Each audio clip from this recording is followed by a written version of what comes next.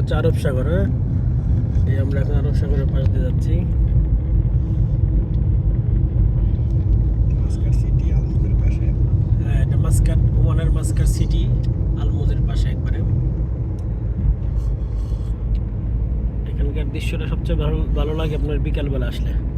বিকেলের সময় সবাই লোকজন বেশি হয়, তখন ভালো লাগে বেশি। তো এখানকার টাইম 9টা বাজে, ওমান টাইম এখন 9টা। এখান থেকে আমরা এখন চলে যাচ্ছি।